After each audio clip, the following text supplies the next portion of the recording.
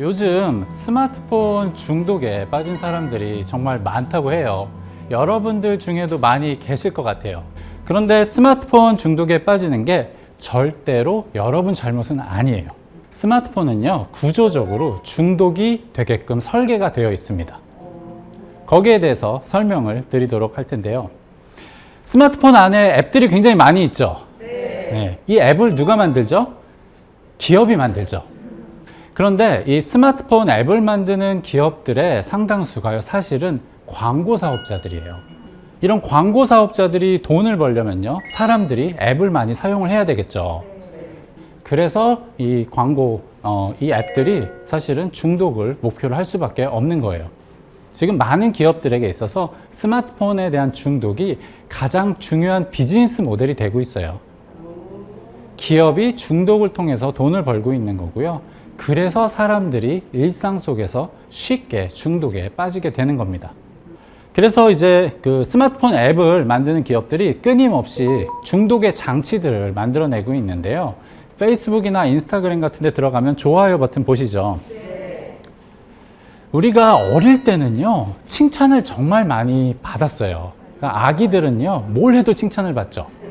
그런데 성인이 된 이후에는요, 칭찬을 받기가 정말 어려워요. 칭찬을 받을 일을 해도 사람들이 칭찬에 굉장히 인색해요. 또 우리가 쇼핑 앱에 들어가면요, 예상치 않았던 순간에, 기대하지 않았던 순간에 큰 할인이나 깜짝 쿠폰 같은 걸 받는 경우가 많아요. 근데 우리 삶에서는요, 이런 걸 받는 일이 정말 없습니다. 사실 생일에도 깜짝 선물 받기 어렵잖아요.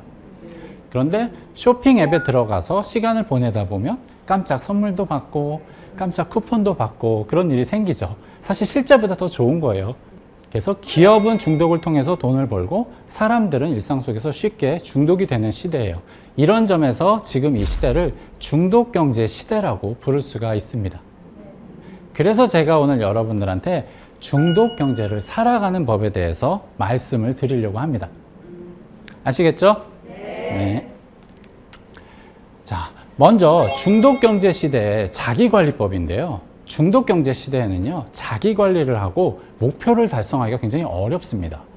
우리가 자기관리를 하거나 목표를 달성하기 위해서는요, 많은 시간을 들여야 되고 많은 노력을 해야 되죠. 힘든 일이에요.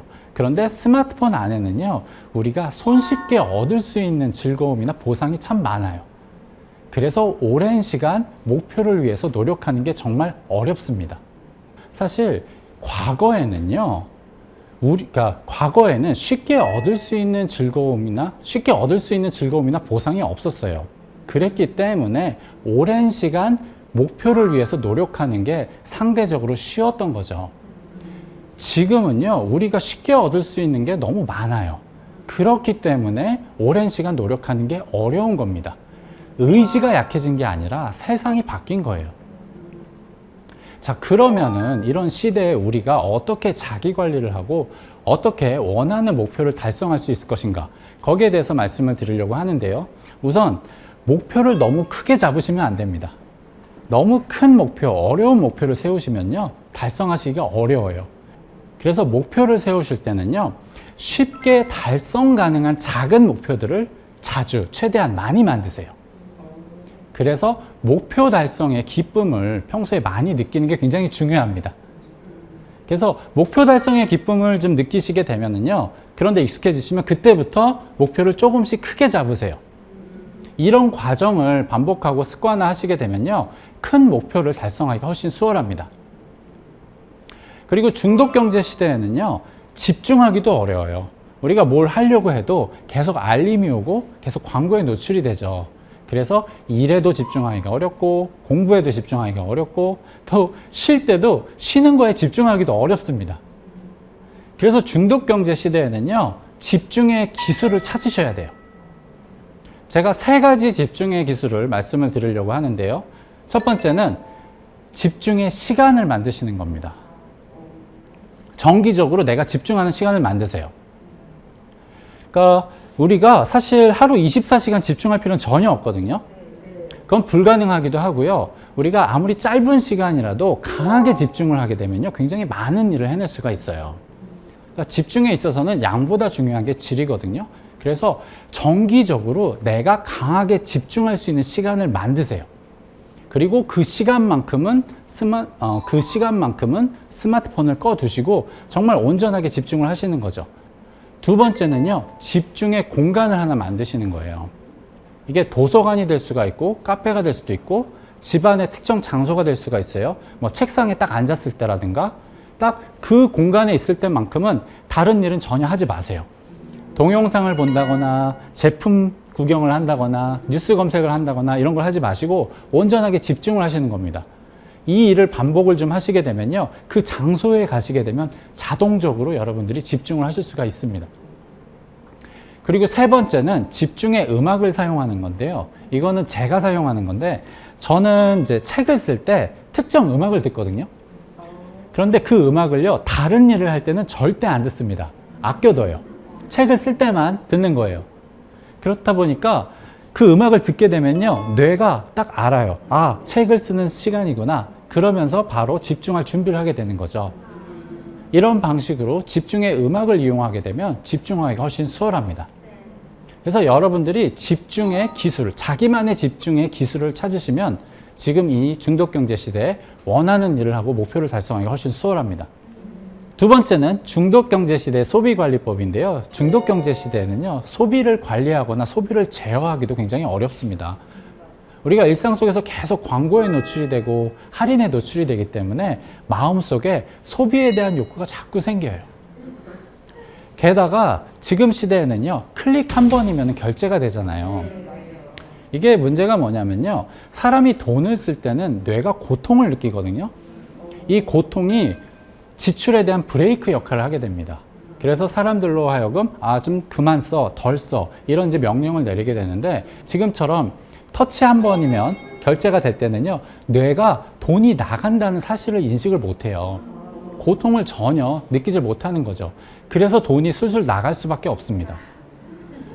그러면 우리가 중독경제 시대에 어떻게 소비 관리를 할 수 있을 것인가? 세 가지 방법을 말씀드리려고 하는데요.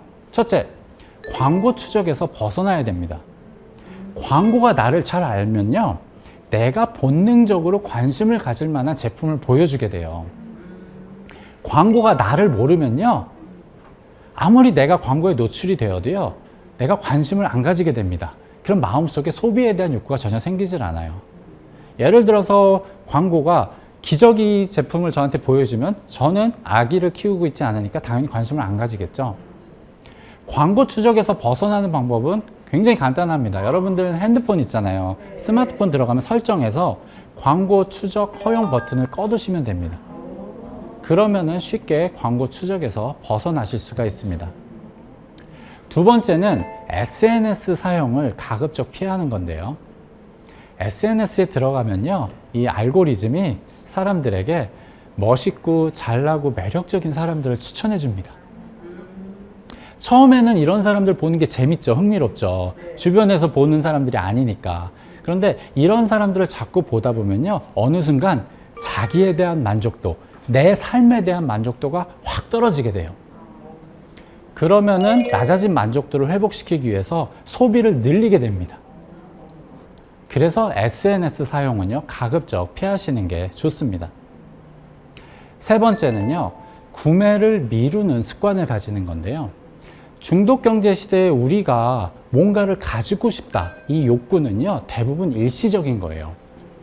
광고나 할인 때문에 만들어지는 일시적인 욕구들이거든요. 그냥 놔두시면 대부분 사라집니다. 절대로 앱의 장바구니에 넣어두시면 안 됩니다.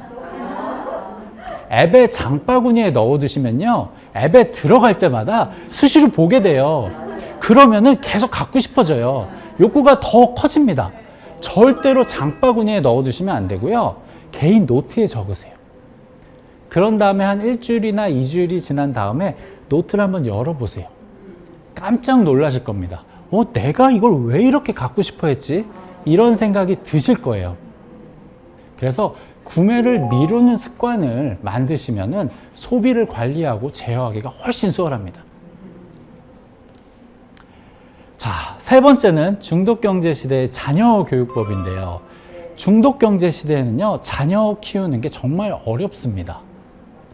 우리 삶에서는요, 오랜 시간 기다리거나 오랜 시간 노력한 끝에 얻게 되는 큰 보상들이 많거든요. 그래서 어린 시절에 기다림의 가치, 노력의 가치에 대해서 배우는 게 정말 중요합니다. 그런데 지금은요, 스마트폰만 열면은요, 기다릴 필요 없이 아무런 노력을 드릴 필요 없이 얻게 되는 보상들이 많기 때문에 아이들이 기다림의 가치에 대해서, 노력의 가치에 대해서 배우기가 너무 어렵습니다. 두 번째는요, 아이들이 부모의 보상을 필요하지 않게 되는 건데요. 원래 아이들에게 있어서는요, 부모가 주는 칭찬, 부모의 인정, 사랑, 이런 게 가장 큰 보상이었어요. 근데 지금은요, 굳이 부모에게 칭찬받고 보상받고 그렇게 안 해도 스마트폰 열면은 나를 칭찬해주고 또 나를 즐겁게 해주는 게 너무 많아요. 그렇다 보니까 아이들이 부모가 원하는 대로 살지 않는 게 당연한 거예요. 세 번째 문제는 아이들이 게임 속에서 사람과 사회에 대해서, 세상에 대해서 배우게 된다는 건데요. 과거의 게임에는 다른 사람들이 없었어요. 대부분 혼자 하는 게임이었죠. 근데 지금 게임은요, 게임 안에서 다른 사람들을 만나게 돼요. 그들과 대화를 하고 상호작용을 하게 됩니다. 그렇다 보니까 게임 속에서 사람에 대해서 배우고 사회에 대해서 배우게 되는데요. 그런데 게임 속 사회에서는요, 남들보다 높은 계급을 얻는 거, 남들이 갖지 못한 희귀한 아이템, 레어 아이템을 손에 넣는 거, 어떤 방법을 쓰든지 경쟁에서 이기는 거, 이런 게 보상을 받습니다. 그런 게 좋은 거라고 배우게 되겠죠. 그렇다고 아이들로 하여금 스마트폰을 사용하지 못하게 할 수도 없겠죠. 그래서 딱 이 두 가지만 실천을 해주시면 되는데요. 첫째, 아이들이 기다림의 가치, 노력의 가치를 배울 수 있게 해주셔야 됩니다. 그렇게 하기 위해서는요, 아이들이 오랜 시간 기다린 것, 아이들이 많은 노력을 한 것에 대해서는 확실하게 보상을 해주셔야 돼요. 그 얘기는요, 약속한 것은 무조건 지키셔야 된다는 거예요. 그래야 아이들이 기다리는 게 좋은 거구나, 기다림의 가치에 대해서 배우게 됩니다. 두 번째는 아이들이 알고리즘에 대한 대항력을 가질 수 있게 해주셔야 되는 건데요. 요즘 아이들 유튜브 정말 많이 보죠. 이 유튜브가 나쁜 건 아닌 게요, 이 안에는요, 사실 아이들에게 도움이 되는 유익한 컨텐츠도 정말 많아요. 같이 보시면서 그 컨텐츠에 대해서 대화를 하세요. 그리고 어떤 점이 좋은지, 어떤 점이 좋지 않은지 대화를 하시게 되면 아이들이 자연스럽게 뭐가 좋은 거고 뭐가 좋지 않은 거구나 판단할 수 있는 기준을 가지게 됩니다. 그러면 알고리즘에 대한 대항력이 생기게 돼요. 누구나 쉽게 스마트폰에 중독이 되는 시대예요. 그렇다고 스마트폰이 나쁜 건 절대 아니거든요. 잘만 사용하면 우리에게 많은 혜택과 편리함과 즐거움을 주는 게 바로 스마트폰입니다. 그래서 우리가 스마트폰과 함께 살아가는 방법을 배워야 돼요. 우리가 스마트폰 사용법을 배워왔듯이 스마트폰과 함께 살아가는 방법을 이제는 배워야 됩니다. 이 방법을 빨리 찾아내고 자기 것으로 만드는 사람은요, 중독 경제 시대에도 자신이 원하는 삶, 행복한 삶을 살아갈 수가 있습니다. 우리 다 함께 스마트폰과 함께 살아가는 방법을 꼭 찾았으면 좋겠습니다.